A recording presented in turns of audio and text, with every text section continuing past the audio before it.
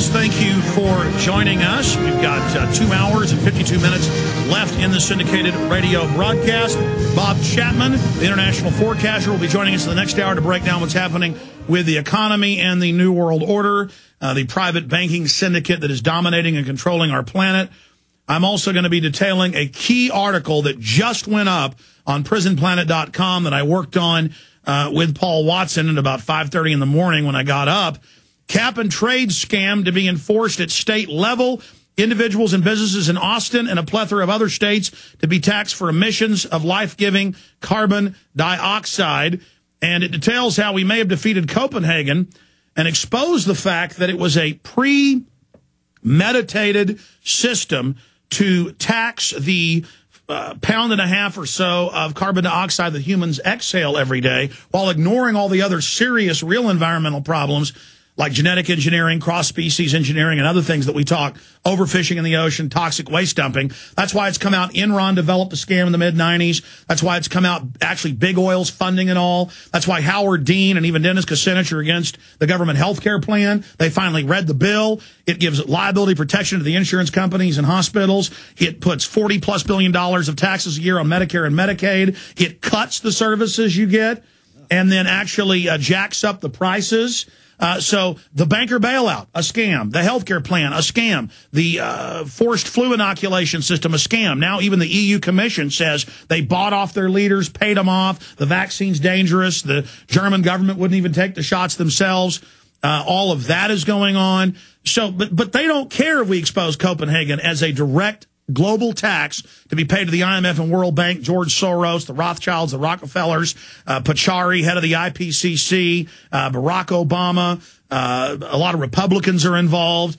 They don't care. They're now coming into the states, the counties, the cities, and they're going to put taxes on everything, shut down the power plants, make you go to solar and wind, which it's great to put that in, but it destroys 2.2 jobs for every job you make, and in Spain costs $700,000 per job they created, and it doesn't produce a lot of power. It's hard to transfer it down the lines. There's so many things involved with that. So that key article coming up in the next hour. Now, Dean-Haglund, I guess 4 years ago, 3.5, 4 years ago, yeah, a long time ago, I got a call. He was going to be in Austin, came over to my house, interviewed me. So you've been working on this documentary for a long time. For those that don't know, he did an episode of Bones last week. He's been on literally dozens and dozens of movies, TV shows.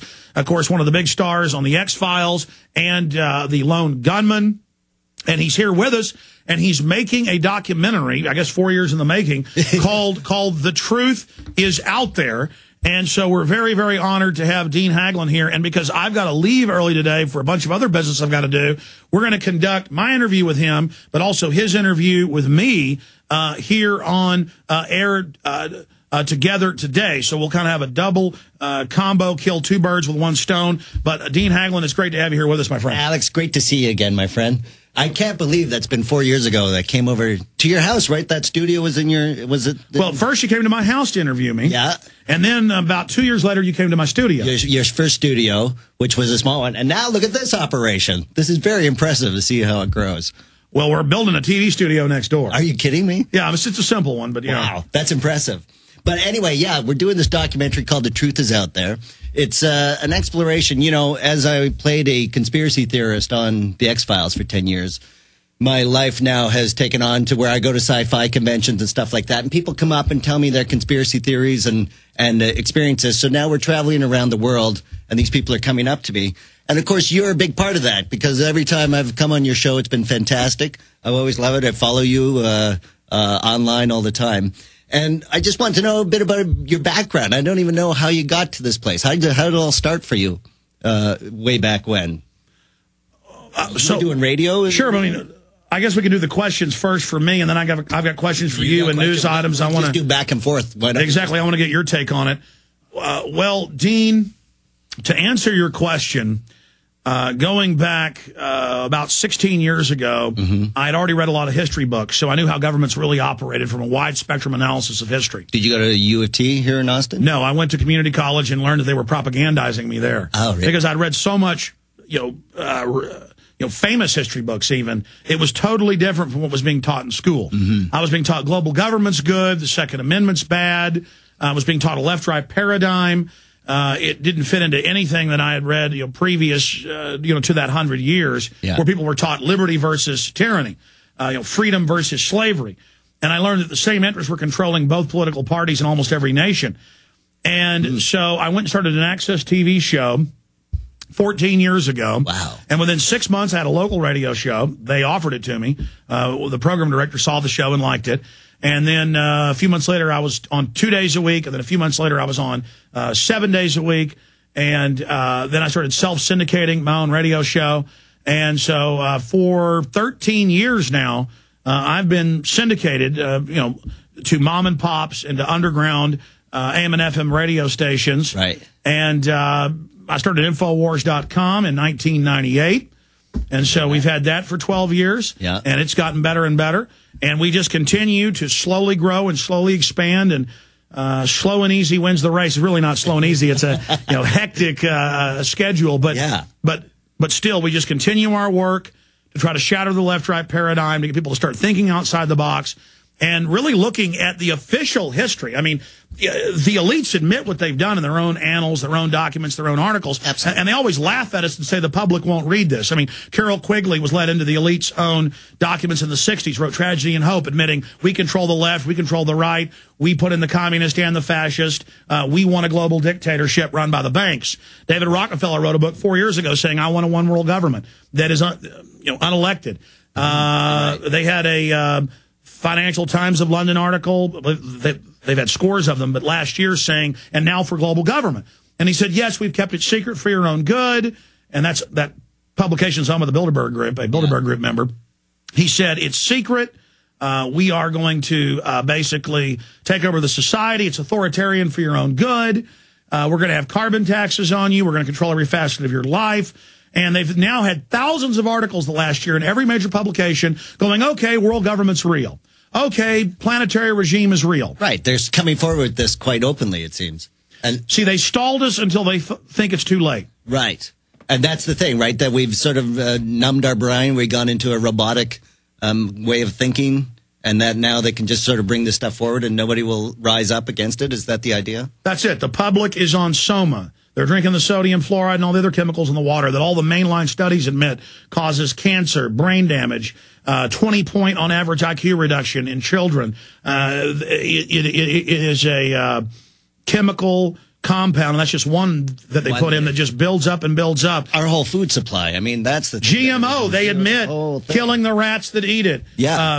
Baby weights are going down. Retardation is going up. Autism's going up. It's shocking. Infertility's exploding. Yeah, that for 10,000 years we've eaten the same thing until the last 30 years our entire food supply has changed completely, nutritionally, chemically, to the point where our bodies don't. That's why there's an obesity epidemic, I suppose. And you can hold up, you can hold up 1,000 government studies, university studies, peer-reviewed, saying it kills the rats, it makes them sick with every major cross-species, genetically engineered food crop, the potatoes, the tomatoes, the corn.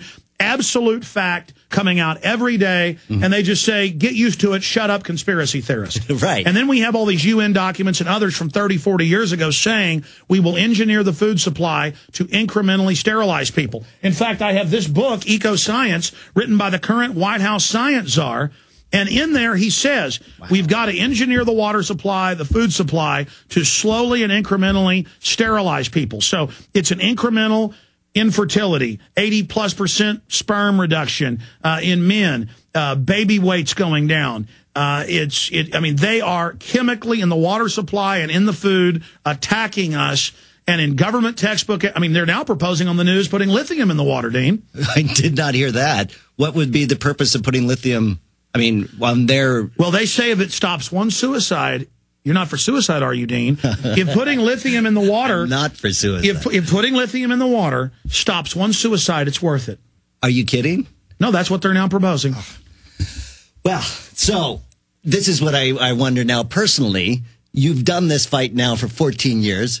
The emotional toll of this sort of thing, what has that done for you? Is it how do you get up in the morning and fight this fight so passionately and carry on? Because I know a lot of people that will, get into conspiracies. They'll give themselves a stroke. Our own producer is in the hospital every other day because of this. You know, it's so stressful on a lot of people. Because you know the truth. You've seen the documents. You read the elites saying they're going to do it. Right. I mean, I had Rothkopf, head of the Kissinger Group, on a few years ago. He wrote a book called Superstate. You ought to go interview him. And he says, yeah, world government's here. It's for your own good. And we're going to carbon tax you and take over your life. And a few thousand elitists run everything. And then I have newspaper reporters in here, and they go, Alex, it doesn't exist.